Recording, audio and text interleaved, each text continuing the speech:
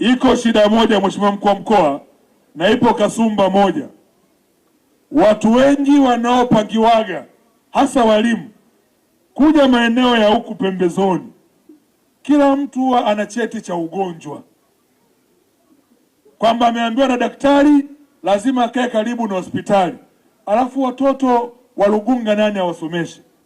Ndani ya mkoa wenu lazima tuweke utaratibu, atakayepangiwa nafasi ya kwenda kufundisha aende, visingizio vipungue, ili watoto wetu wa Lugunga na maeneo ya karibu hapa wapate fursa na wenyewe watoto wao kupata walimu wa kutosha. Kila mtu ukimleta Lugunga, ukimleta Masumbwe, anakuambia na cheti cha ugonjwa, nikae karibu na Dodoma, hospitali ya Benjamin Mkapa. Salamu kwa ajili ya Muhimbili. Huku nani anawafundisha hawa watoto? Hawa ni watoto wenye haki kama watoto wengine wote Tanzania.